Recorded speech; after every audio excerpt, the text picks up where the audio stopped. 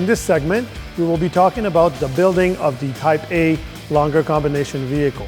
When the driver first gets into his tractor, he will have to make sure that he has the special permit, the LCV special permit required. He will also have to make sure that the tractor meets the requirements set up by the provinces, for example, horsepower, compressor capacity, and driving monitoring system. First of all, the driver will have to go and hook up the second trailer. He will inspect it like he does every day, according to the regulation. He will then set it up and unhook it in an area where he's going to be away from the regular operations, where it's easy for him to get out of the yard, and where he has a lot of room in front of him.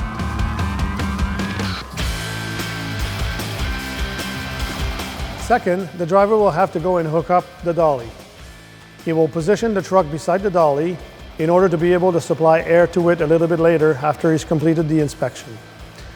But first of all, he will inspect it according to the regulation. When inspecting the dolly, the driver will have to inspect the hook, the drawbar, the chains, the valves, and also the hoses. The rest will be inspected according to the regulations. Now the driver has to supply air to the dolly. He will connect his emergency and service hoses to the ones from the dolly. He will then climb inside of the truck, supply air to the dolly, and apply the brake pedal at the same time. He will then wait until the compressor has finished its cycle and then reapply the parking brakes. He will then disconnect the air hoses from the ones from the dolly. He will now have to go and hook up the dolly. But first of all, he should measure the height of his own hook and compare it to the one from the dolly. He will climb back into his truck, move the vehicle and position it in front of the hook. He will then climb back out of his truck and secure the hooks together. Then he releases the parking brakes from the dolly itself. Remember, this is only done when you're in the yard and not on the highway. He then hooks up the chains on his own tractor so as not to lose it in the yard. He will now have to position the dolly in front of the second trailer. He will back it up against the trailer in order to measure the height of the fifth wheel and the height of the trailer. He will check the alignment between the fifth wheel and the pin. He will then move it forward for about 2 meters. After climbing back out from his truck, he will not forget to set the parking brakes back on the dolly because it will be very dangerous if it moves all by itself into the yard.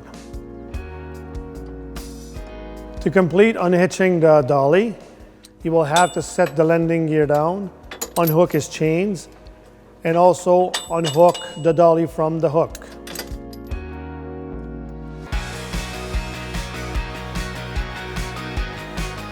The driver now has to go and hook up the first trailer. He will inspect it like he did on the second trailer according to the regulations. He will pay special attention to the hook, to the valves, and to the glad hands to make sure there are no damages. He will then drive it and position it right in front of the dolly without hooking it up yet.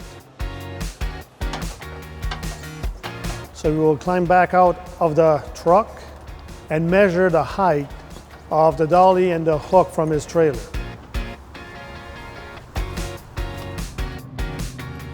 He then backs up and hooks them up together and makes sure the hook is closed securely.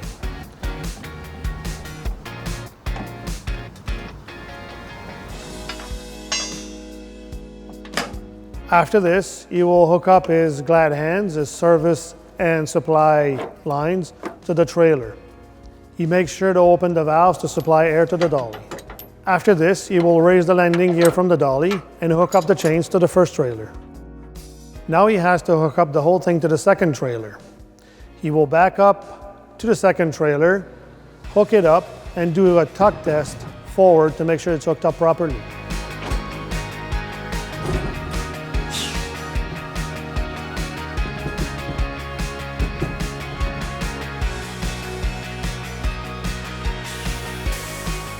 After doing so, he climbs back out and rechecks if everything is connected together properly and safely. He will then connect his supply, service, and electrical hoses to the second trailer and open the valves.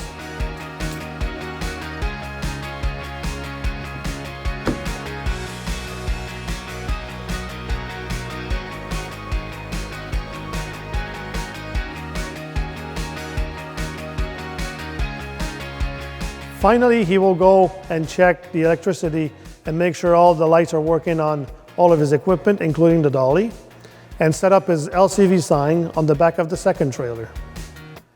The driver will have to also check if he has no leaks on his old equipment. Pay special attention that an LCV is a train, so you cannot have a leak of more than 9 psi in 1 minute. After checking that everything is okay, he is now ready to go.